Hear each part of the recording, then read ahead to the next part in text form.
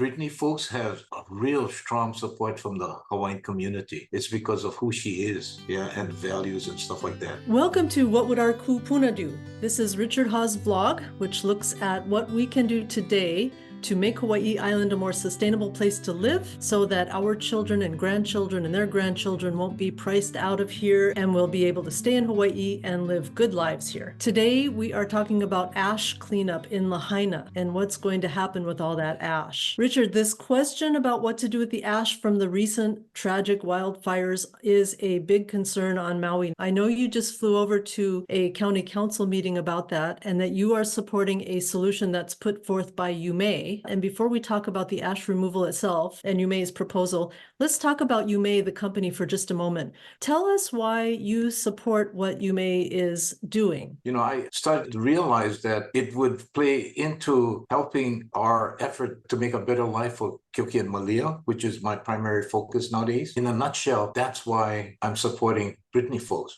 because of the value that'll come back to Kyoki and Malia. We are looking at Kyoki and Malia for the immediate, when they become adults, and they could be 15 years old, and so right around the corner. But we're also talking about future generations, because after all, we got to make the right decisions. We're their ancestors. And we have Brittany Zimmerman with us today, who is the CEO of Yummet. Brittany is a former aerospace systems engineer and principal investigator for NASA, who has turned her attention to solving problems here on Earth, including clean drinking water, capturing carbon waste, and more. Welcome, Brittany. Thank you for having me, Leslie. You're welcome. I have read that for now, they are temporarily storing some 400,000 cubic yards of ash and debris in Olowalu on Maui, and they're planning to build a temporary facility there to receive all that ash, and that's all temporary while they're figuring out what they're going to do with that.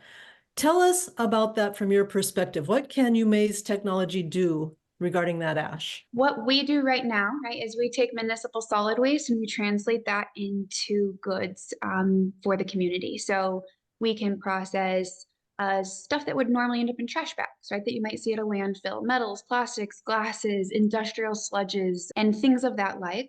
Here on Hawaii Island, we also process effluent from the wastewater treatment facility center. So we're really just focusing on any wastes, that community deals with. We translate that into one of our major commodities, being carbon negative concrete. We also make water, hydrogen, and biochar in this process, but that concrete is really the key here. As the production of that concrete comes together, we already utilize debris materials that are traditionally found at a landfill or at a construction and demolition site, and we also already put ash into our system as well as an aggregate in our concrete production. So we started looking at, is it possible for us to utilize the debris and ash that was produced in the Lahaina fires instead of the debris and ash that we're traditionally bringing in from industrial waste and landfills? And I guess you found that you can. Tell us more about that. Yes. So we took a look at the ash and debris reports. So they took soil samples. They did some analyses on that. So we got all of the preliminary looks into what the constituent makeups of those are.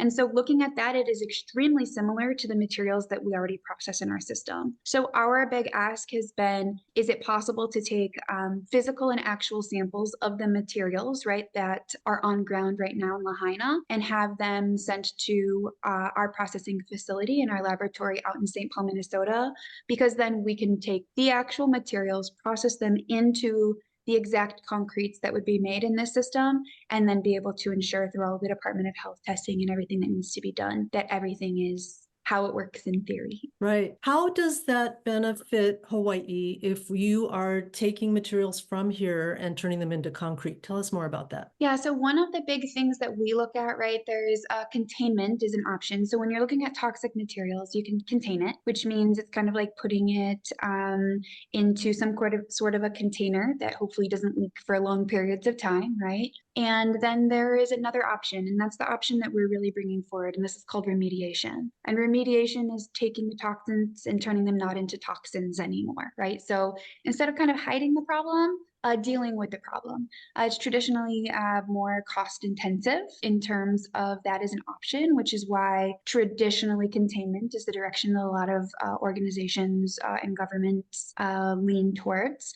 But we've really worked hard on making it something that checks out economically as well, So how can we make sure that the environmental benefits are realized for the community, that the economic benefits are also realized for the community. So we're really proud of being able to bring both of those together. And so also tell us about that concrete, because I know that you've learned a lot about the concrete you're making and how viable it is. Tell us about that. Yeah, so I think the concrete is one of my favorite parts of the system. It's very exciting. So it's the most carbon negative concrete tested to date, which in and of itself, I think is a major accomplishment. We actually remove about a ton of greenhouse gases from the environment for every ton of it that's produced. So it's really cool in that sense from an environmental standpoint. Additionally, though, the mechanical properties are far superior to traditional ordinary Portland cement-based products, right? Which is the type of cement or concrete you would see today, which is made from limestone primarily, right? So you're mining for limestone, which is an emissive product on its own, right? That whole process is extremely emissive. So the fact that the mechanical properties are far superior to the traditional materials is a really, really cool thing for us. So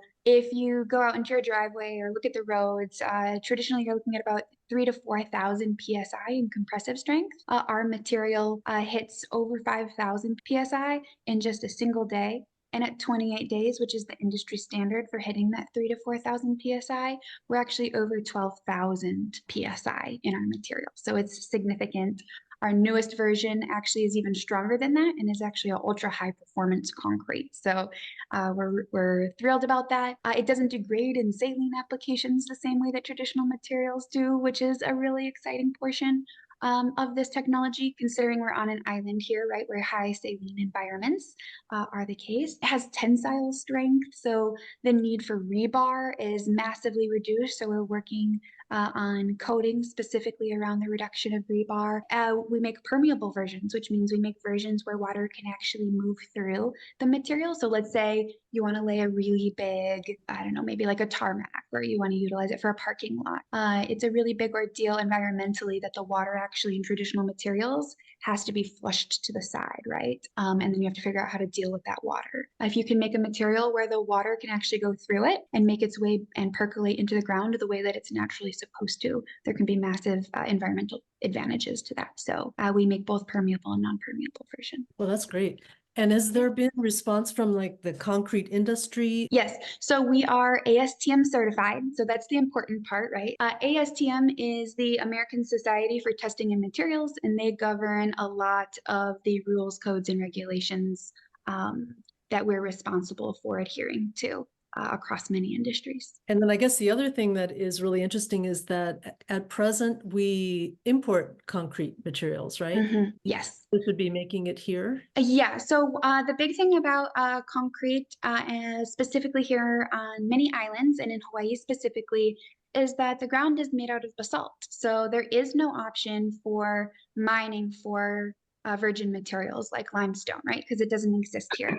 So 100% of all of the cement is imported onto the island right now, which makes it very cost prohibitive and also very environmentally emissive at the same time, because besides the mining and the processing, it then also has to be transported all the way here. So this is really an option for being able to become self-reliant in the buildings and materials industries, right? Because we can produce our own concrete materials while also solving a big issue that we have, right? Which is landfilling, trash reduction, and recycling. And so the concrete industry is very exciting about that, right? We work with the American Concrete Institution and several of the contractors and different groups. How does it work if there are toxins in this material, in the ashes in Lahaina? So what we do first and foremost is we work to make them not toxins before they go into the concrete as step number one. So we put it through a system, right, which breaks down toxins in a high heat environment. So we make it hot in order to break the toxins into smaller monomers, right, so that they're non-toxic before they even go into the concrete. And Richard, I know you've talked about a couple of other reasons you support Yummet, aside from the fact that they have a lot of smart people and technology that's working toward the same goals that you're working toward here in Hawaii.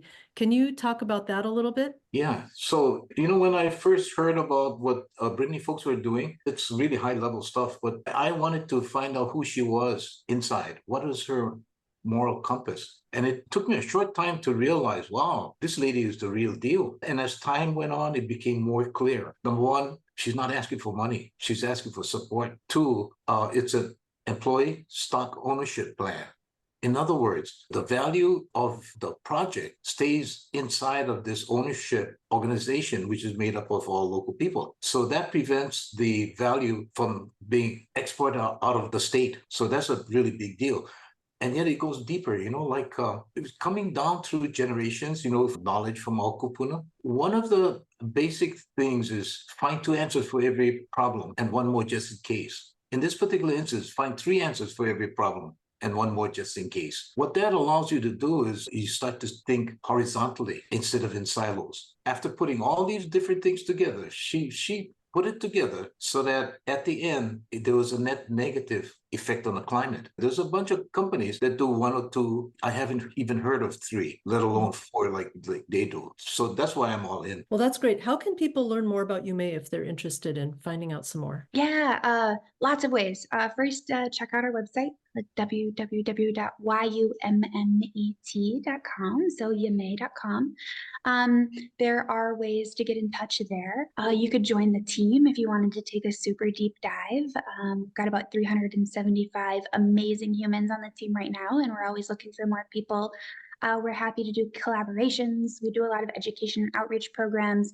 Also, my LinkedIn is a really good way to get in contact. What's next with this whole process in terms of putting forth your ideas about dealing with this ash? Yeah, so right now we have on the 24th of this month the Q&A section with the DRIP committee for the Council of Maui. And that's really just getting everybody more familiarized with the technical aspects of what we're doing and allowing everybody to do the due diligence. I think that is really important. And really, we were just asked to come present what our possibilities are. So that's what we're doing. And if that's a good fit for Lahaina, then we're happy to help in any way we can. And if not, then, we've got a lot going on the Big Island here at the same time. Well, that sounds great. Well, this is super interesting. So I want to thank you, Brittany, and thank you, Richard, and thanks everybody out there for watching. So please do subscribe to this channel. And if you like this episode, that will also help other people find it. Thank you, everyone, and ahui ho. Okay. Ahui ho.